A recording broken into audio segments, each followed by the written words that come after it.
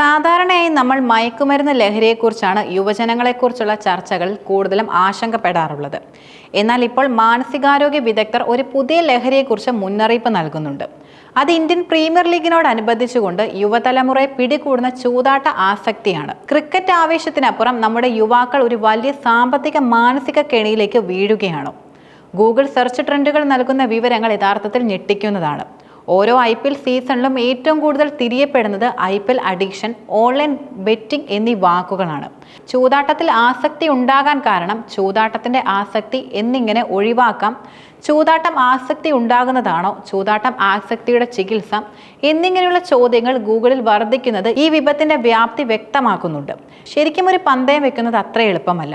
Las വെഗാസിലും അതുപോലെ Atlantic സിറ്റിയിലും മാത്രം കേന്ദ്രീകരിച്ചുള്ള കാസിനോകളിൽ മാത്രമായി ഒതുങ്ങി നിന്നിരുന്ന ചൂതാട്ടം ഇപ്പോൾ ലോട്ടറികളിലേക്കും ഓൺലൈൻ ഗെയിമുകളിലേക്കും അതുപോലെ മുതിർന്നവർക്കും കുട്ടികൾക്കും ചൂതാട്ട ഘടകങ്ങളുള്ള വീഡിയോ ഗെയിമുകളിലേക്കും എളുപ്പത്തിൽ പ്രവേശനം നേടുന്നതിലേക്ക് വലിയ രീതിയിൽ വികസിച്ചു കഴിഞ്ഞു. 2023 തുടക്കത്തിലെ അമേരിക്കൻ ഗെയിമിംഗ് അസോസിയേഷന്റെ ഡേറ്റ അനുസരിച്ച് നോക്കുകയാണെങ്കിൽ വാഷിംഗ്ടൺ DC ഉൾപ്പെടെ 37 സംസ്ഥാനങ്ങളിൽ ഇപ്പോൾ സ്പോർട്സ് വാതുവെപ്പ് നിയമപരമായിട്ടാണ്. കൗമാരക്കാരും ചൂതാട്ടത്തിന് നിയമപരമായ പ്രായത്തിന് വളരെ താഴെയുള്ള കൊച്ചുകുട്ടികളും ഉൾപ്പെടെ നിരവധി പ്രായത്തിലുള്ള ആളുകൾക്ക് എവിടെ നിന്ന് വേണമെങ്കിലും 24 മണിക്കൂറും ചൂതാട്ടം നടത്താമെന്ന സാഹചര്യമാണ് നിലനിൽക്കുന്നത്. ചൂതാട്ടത്തിലേക്കുള്ള പ്രവേശനം വർദ്ധിച്ച സാഹചര്യത്തിൽ കൂടുതൽ ആളുകൾ അത് പരീക്ഷിക്കുന്നുമുണ്ട്.